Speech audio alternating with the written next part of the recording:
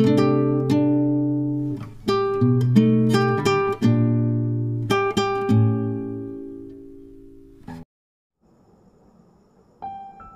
शांति।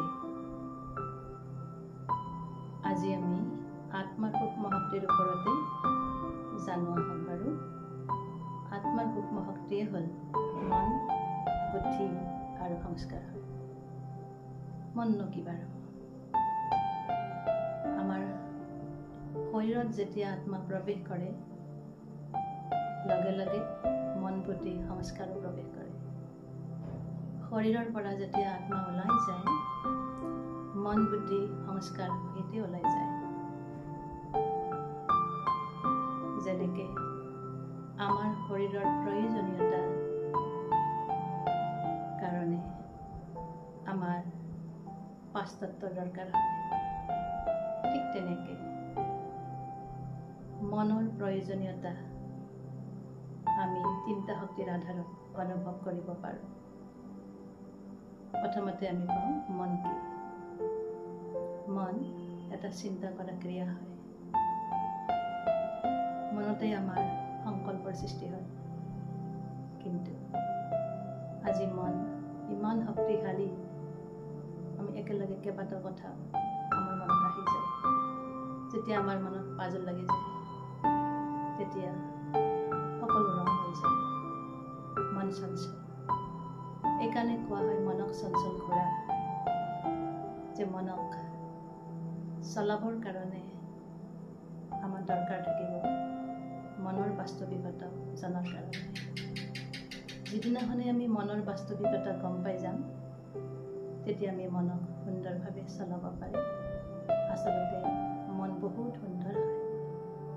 আমি মনক চলাব নোৱাৰা কাৰণে মনক আখ্যা দিছোঁ এটা চঞ্চল বাচ্চা। মনক আখ্যা দিছোঁ উদণ্ড কৰা, কাৰণ আমি নিজক কণ্ট্ৰল কৰিব নোৱাৰোঁ। মন তুফান ঘোঁৰা বুলি কোৱা হৈছে সেইকাৰণে। গতিকে আমি জানো, আত্মাক যেতিয়া শান্তি লাগে, তেতিয়া আমি মনৰ দ্বাৰাই অনুভৱ কৰোঁ। যেনেকে আজি আমাৰ নিজক চোৱাৰ সময় নাই। যেদিনাখনে আমি নিজক চাব পাৰিম, তেতিয়া মন শান্ত হৈ যাব। শান্তিনো কি বস্তু? আমি যিদিনাখনে নিজক চাব জানিম, নিজৰ ভিতৰত নিজেই সোমাই যাম, মনৰ স্থান ক'ত, তেতিয়া আমাৰ মনে শান্ত হৈ যাব। মন কোনো বেলেগ বস্তু নহয়, চিন্তা কৰা ক্ৰিয়াহে। ঠিক তেনেকে আমাৰ মনত যি সংকল্প আহে, আমাৰ মনত যি আমি ভাবোঁ, বুদ্ধিয়ে বিচাৰ কৰে, জাজমেণ্ট কৰে বুদ্ধিয়ে। মনত ভাৱনাৰ সৃষ্টি হয়, বুদ্ধিয়ে তাক বুজি লয়। এইকাৰণে মন আৰু বুদ্ধি ইজনে সিজনৰ মাজত ওতঃপ্ৰোত সম্বন্ধ আছে। বুদ্ধি ভগৱানে আমাক জন্মৰ লগে লগে 2টা বস্তু গিফ্ট দিছে। এটা হ'ল বুদ্ধি বা বিবেক, আৰু এটা ফ্ৰীডম। জন্মৰ লগে লগে আমাক ভগৱানে বুদ্ধি বা বিবেক দিছে, বিচাৰ কৰাৰ শক্তি দিছে, বুজি পোৱাৰ শক্তি দিছে, আৰু কৰ্ম কৰিবলৈ আমাক ফ্ৰীডম দিছে। কিন্তু কৰ্ম কৰাৰ দায়িত্ব আমাৰ নিজে, ভগৱান নহয়। কৰ্ম আমি যি কৰ্মই নকৰোঁ কিয়, তাৰ প্ৰভাৱ আত্মাৰ ওপৰত পৰে, যাক কোৱা হয় সংস্কাৰ। সংস্কাৰ ঠিক তেনেকে আমি জানো যে মন আৰু বুদ্ধি, অৰ্থাৎ যিটো আমাৰ সংকল্প আহে, বুদ্ধিৰ দ্বাৰা আমি বিচাৰ কৰোঁ, বিচাৰ কৰাৰ ফলত যিটো আমি কৰ্ম কৰোঁ, আত্মাত প্ৰভাৱ পেলায়, তাক কোৱা হয় সংস্কাৰ। এনেকৈ বিভিন্ন প্ৰকাৰৰ সংস্কাৰ আছে। আত্মাৰ ওপৰত বিভিন্ন ধৰণৰ প্ৰভাৱ পৰে। যেনেকুৱা পূৰ্বজন্মৰ সংস্কাৰ আছে, এই জন্মত কিছুমান সংস্কাৰ আমি ক্ৰিয়েট কৰি লওঁ, আৰু কিছুমান সংস্কাৰ আছে মা দেউতাৰ দ্বাৰাও আহে, যাক জেনেটিক বুলি কয়। গতিকে সংস্কাৰ বিভিন্ন ধৰণৰ, তাৰ লগতে আমাৰ উইল পাৱাৰ আছে। যেতিয়া আমি সকলো বুজি পাম, আধ্যাত্মিক জ্ঞানৰ আধাৰত উইল পাৱাৰক জাগ্ৰত কৰিম, তেতিয়া সংস্কাৰৰো আমাৰ পৰিৱৰ্তন হ'ব পাৰে। গতিকে আজি আমি মনৰ কথা গম পালোঁ। মনৰ আৰু এটা কথা গম পাম, আমাৰ মনত 4 প্ৰকাৰৰ বিচাৰ চলে। মনে গোটেই দিনটোত আমি ভাবিয়ে থাকোঁ। এই ভাৱনাকে 4 প্ৰকাৰত ভগোৱা আছে: positive thoughts, negative thoughts, necessary thoughts, unnecessary thoughts. অৰ্থাৎ সকাৰাত্মক চিন্তা, নকাৰাত্মক চিন্তা, কৰ্ম সম্বন্ধীয় চিন্তা, লগতে ৱেষ্ট থটছ, ব্যৰ্থ চিন্তা। 4 প্ৰকাৰৰ আমাৰ মনত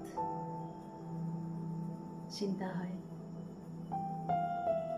দেখা যায় পজিটিভ বুলি কোৱাৰ লগে লগে শুদ্ধ চিন্তা, সকাৰাত্মক চিন্তা, তাকে কোৱা হয় যে শুভ ভাৱনা, শুভ কামনা, মূল্যৰ আধাৰত কৰা চিন্তাক সকাৰাত্মক চিন্তা বুলি কোৱা হয়।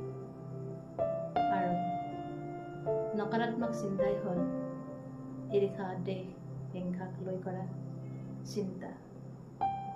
আৰু কিছুমান আমাৰ চিন্তা চলে কৰ্ম সম্বন্ধীয়। যিকোনো এটা কাম কৰাৰ কাৰণে আমি আগতে ভাবোঁ, কাৰোবাৰ লগত মিলিব লাগিলে আগতে আমি প্লেন বনাই লওঁ। সেইটো আমি চবেই কৰোঁ, কৰ্ম সম্বন্ধীয় চিন্তা। কিন্তু ৱেষ্ট থট, ব্যৰ্থ চিন্তা, যিটো আমাৰ কোনো দৰকাৰ নাথাকে, যেতিয়া কোনো আমাৰ কাম নাথাকে, তেতিয়া আমাৰ মনটো বহুত দূৰলৈ গুচি যায়, পিছলৈ গুচি যায়। যিটো চিন্তা কৰাৰ আমাৰ দৰকাৰ নাথাকে, সেই চিন্তা আমি কৰোঁ। হৈ যোৱাক লৈ বেছি চিন্তা কৰোঁ যে এনেকুৱা সময়ত এনেকুৱা হৈছিল, এনেকুৱা যদি নহ'লহেঁতেন, এনেকুৱা নহ'লহেঁতেন। সেইবিলাক চিন্তা লৈ মানুহৰ সময় বহুত যায়। সেইকাৰণে কোৱা হয়, যিটো হৈ গ'ল তাৰ পৰা শিকিব লাগে আৰু ভৱিষ্যতলৈ সাৱধান থাকিব লাগে। কিন্তু বাৰে বাৰে সেইবোৰ চিন্তা কৰি সময় নষ্ট কৰাৰ দৰকাৰ নাই, শক্তিও অপচয় কৰাৰ কোনো দৰকাৰ নাথাকে। সেইকাৰণে আমি মনক বুজিবই লাগিব। মনেই হ'ল সকলোৰে মূল।